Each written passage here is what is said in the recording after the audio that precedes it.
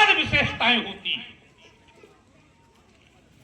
अव्याहृतम व्यासाक्षरे आहु, वाणी की पहली विशेषता है कि समाज में अगर बोलते न बने तो मौन बैठे रहना चाहिए। देखिए 50 रुपए हमारे व्याहृतम तद्द्वितीयम, अब अगर बोलना पड़े कि अब हमें बोलना है तो उस बात को सत्य बोलना चाहिए, और तुम सत्य शब्द का प्रयोग करने से कतरा रहे हो। प्रियम, अब अगर सत्य बोला जाए तो प्रियम बदे दिव्याहृतम तत्तृतीयम, मगर वही बात प्रिय बोली जाए तो तीसरी विशेषता अधर्मम बदे दिव्याहृतम तच्चतुर्थम, अगर वही बात कही धर्म सम्मत कही जाए तो वाणी की चौथी विशेषता। बोलने की संपूर्ण परिभाषित मार्ग शैली का ज्ञान ना हो, बोलने की संपूर्ण आत्माओं का बोध ना हो, बोलने की संपूर्ण कृतियों का भान ना हो, या फिर ग्रामीण भाषा में कह दिया जाए कि बोलने का सबूर अगर ना हो तो ज्यादातर मौन रहना। लक्ष्मण ने कहा तन, मेरी बात को आर पार कर गया। मैंने क्या दिया था? एक बहुत अच्छा चिंतन दिया था कि मेरा क्रोध जो है वो शरीर में है, मन में नहीं। अब मन का जो क्रोध होता है वो खतरनाक होता है, और शरीर का जो क्रोध होता है वो कहीं ना कहीं से समाज की व्यवस्था को बनाए रखता है। लक्ष्मण ने उस बात को पकड़ा नहीं। क्यों नहीं पकड़ा अभी मैं बात में नहीं जानता। इन्होंने तन और मन लगा दी कि पहले मन है कि पहले तन है, तो कहा नहीं पहले मन है। अब मैं एक शब्द में काट रहा हूं कि अगर तन नहीं होगा तो मन कहां से होगा? अगर ये शरीर नहीं है तो मन कहां से होगा? जब तक शरीर है तभी तक मन है, और जहां शरीर नहीं है वहां मन समाप्त है।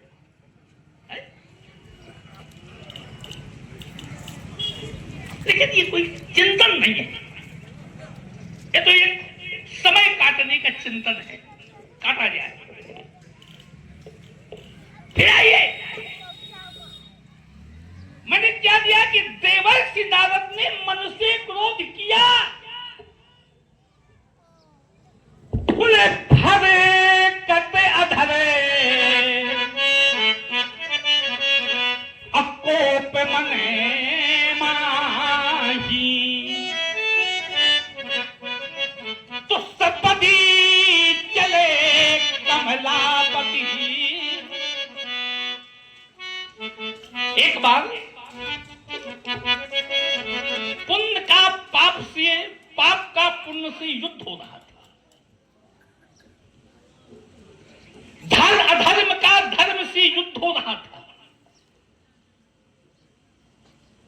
तो अधर्म ने कहा, अधर्म के जो धर्म के जो साथी थे उन्होंने कहा कि आप जो पाप है इसके पास युद्ध के संसाधन बहुत है,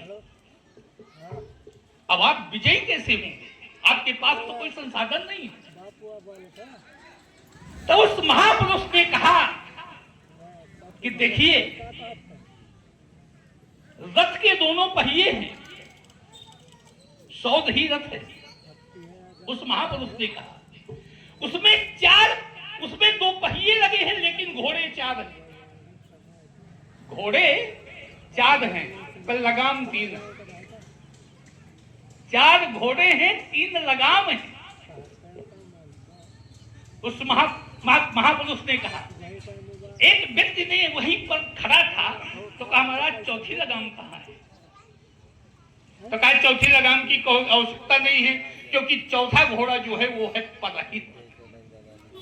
परहित बोले परहित बस जिनके मन माही, अतिने कहूं जगे कछु दुर्लभ नाही। धनुष के मन में पराया हित था। ये धनुष के मन में पराया हित था। नहीं तो न जाने कितनी बड़ी ताक शक्तियां यहां लगी उसको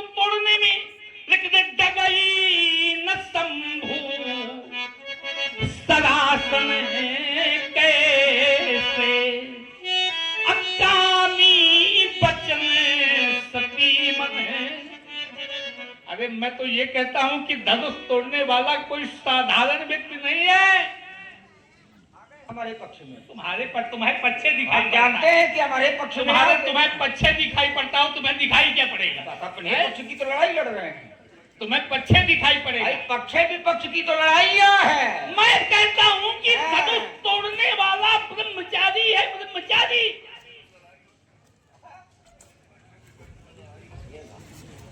धनुष तोड़ने वाला ब्रह्मचारी है। अब आप सोचिए कैसे ब्रह्मचारी है।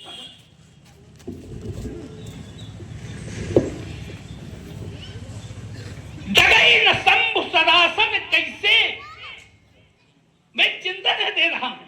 मैं नहीं कहता कि लक्ष्मण का मेरे चिंतन पर आकर के अगर अच्छा है बोल जाए, लेकिन ये मेरा चिंतन है कि धनुष तोड़ने वाला कोई साधारण व्यक्ति नहीं है। न ये बात तुम्हारे पक्ष की है, न बात मेरे पक्ष की है। बात वास्तविकता के धरातल पर खड़ी है। बात वास्तविकता के धरातल पर खड़ी है। ये धनुष कोई साधारण था क्या? भूप सहस दस एक ही बारा, अलगे उठावन तरई न तारा, डगई न शंभु सरासन कैसे, कामी बचन सतीमन।